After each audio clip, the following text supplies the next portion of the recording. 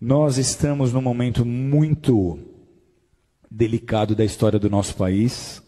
Talvez não haja em nossa história um momento tão preocupante como esse aqui.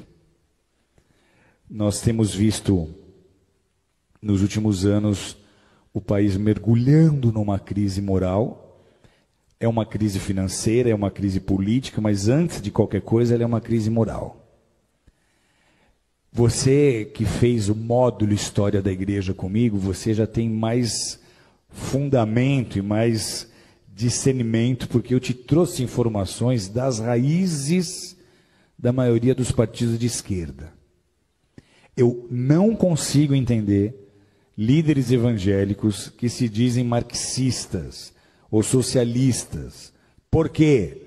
Eu já contei essa história aqui inúmeras vezes. Eu sou descendente de russos e polacos que fugiram da Revolução Comunista em 1917. O meu avô chegou aqui no Brasil 2 anos antes. Meu bisavô, já crente, correu de lá. Por quê?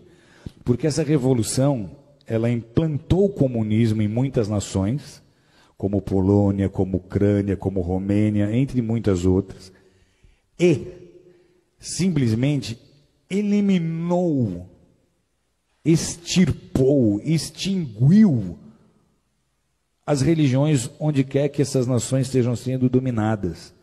Eles prenderam pastores e eles mandaram pastores para Sibéria para morrer de frio, para serem torturados e morrerem congelados. O bloco da União Soviética, ele mergulhou numa densa treva espiritual, numa densa escuridão espiritual por 70 anos. Você chega na Rússia hoje e tenta pregar o evangelho, as pessoas não têm ideia nem de que seja Jesus.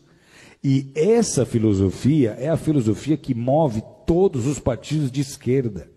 Os ideais desses partidos são os mesmos ideais de Karl Marx, são os mesmos ideais de Engels. Na loucura das suas ideias revolucionárias, eles começaram a pregar e a ensinar que a desigualdade social que eles deveriam combater começa na família. Eles começaram a dizer que antigamente, se você lê a literatura que fundamenta as ideias desses partidos, eles começaram a pregar que a desigualdade social, ela começa na família, porque lá atrás, segundo eles, quando nós viemos dos macacos, não havia marido e mulher. Todo homem era de toda mulher era de todo homem, e os filhos não eram de ninguém, os filhos eram de todos, como os animais. E todos dividiam e compartilham tudo aquilo que eles tinham. E aí alguns mais espertos resolveram plantar em maior quantidade, ter um gado em maior quantidade para ter uma maior provisão, e para isso eles precisavam de gente trabalhando, e aí eles começaram a tomar mulheres para eles, gerar filhos para colocar como escravo no trabalho. Então eles dizem, a família é a culpada da desigualdade social, e essa é, queira você acreditar nisso ou não, a raiz que movimenta tantas ideias e tantos projetos de lei que tentam sendo aprovados, tentam se aprovar no Brasil, com a intenção de destruir a família tradicional, de destruir a família modelo judaico-cristã. Esses são os partidos, amados, que estão imputando na educação as cartilhas de gênero sexual, como nós temos vendo, de ideologia de gênero. Esses são os partidos que estão apoiando os direitos humanos, como vocês têm visto, que apoia muito o direito do bandido, do assassino, mas não quer saber da vítima. E eles transformaram, nesses anos que estiveram o governo, o Brasil no país que nós somos hoje. Não só mergulhado em crise moral, mas financeira. E por que é importante nós nos posicionarmos agora? Porque de tudo que você já viu, que já veio à tona do que eles fizeram nesses 13 anos, que só comprovou um desgoverno. Porque o compromisso desse bloco não é com a nação brasileira. Eles nem usam a bandeira do Brasil, eles usam bandeiras vermelhas. Por quê? Porque lá em 81, o nosso ex-presidente Lula se juntou com Fidel Castro, eles formaram o Foro de São Paulo. O Foro de São Paulo tinha o ideal, lá em 81, de transformar todas as nações da América Latina em nações socialistas, em nações comunistas, e eles conseguiram então unir essas nações e edificar uma espécie de União Soviética na América Latina. Parecia uma ideia utópica, só que olha a que ponto eles chegaram. Então, para esses grupos e para essas lideranças, o objetivo é transformar o Brasil em parte de um Estado maior, essa América Latina comunista. Eles querem que em todas as nações da nossa América do Sul, da nossa América Central, ocorra o que está acontecendo hoje na Venezuela. E esse seria o caminho se nós não tivéssemos vivido as interrupções que nós vivemos. Por que é um desgoverno? Porque os nossos presidentes passados não governaram com o interesse de beneficiar o Brasil, mas eles usaram dos nossos próprios recursos para construir porto em Cuba, para ajudar países na Bolívia, para ajudar países que têm a mesma mentalidade que eles. Então, se nós permitirmos que um partido qualquer de esquerda, com essa mente e com esse coração, suba ao poder mais uma vez, o Brasil não vai resistir. Vocês estão entendendo o que eu estou dizendo?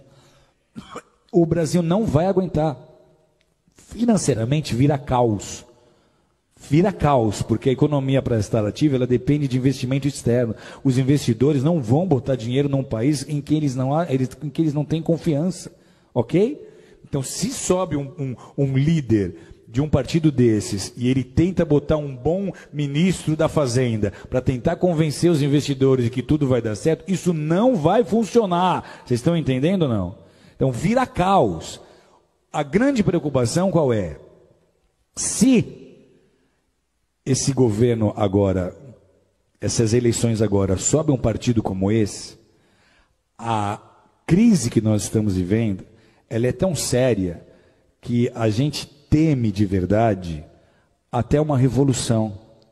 Porque vai ser muito fácil as pessoas do centro, oeste, sul e sudeste não aceitarem esse governo. Vai ser muito fácil nós começarmos a ver manifestações políticas sérias. Vai ser muito fácil a população começar a exigir uma intervenção militar. Uma intervenção militar era um assunto nem cogitado em rodas de bar há 2, 3 anos atrás, mas hoje está se tornando um assunto em pauta, porque se nada acontecer, amados, alguém aqui conhece alguém que morou na Venezuela, que veio da Venezuela? A Venezuela, até muito pouco tempo atrás, era um país próspero. Eles têm petróleo. Sabe o que falta hoje na Venezuela? Falta papel higiênico. Sabe o que aconteceu há 4 anos atrás? Eu estou numa sauna, no Vale Nevado, conversando com um venezuelano que tinha ido esquiar. E ele conta, a Venezuela está faltando papel higiênico. Isso há 4, 5 anos atrás. E eu falo, mas como é que começou isso? Ele fala, começou como está acontecendo com o Brasil. Começou trazendo médicos de Cuba. Então, tudo que eles fizeram na Venezuela, eles iam tentar fazer no Brasil.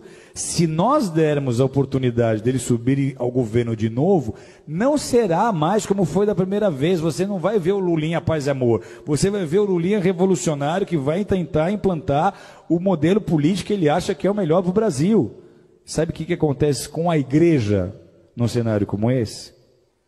Tem ideia ou não? Primeiro, os nossos valores já estão sendo desprezados. Nós, para eles, somos o ópio do povo. Eles não veem valor naquilo que nós fazemos. O marxista raiz, ele é ateu. O evangelho para ele não significa nada. Ok? Então, para a igreja, esse é o pior cenário possível. Deus está no controle, sempre esteve, sempre estará. Mas a gente transforma uma nação com oração e com consciência na hora de votar.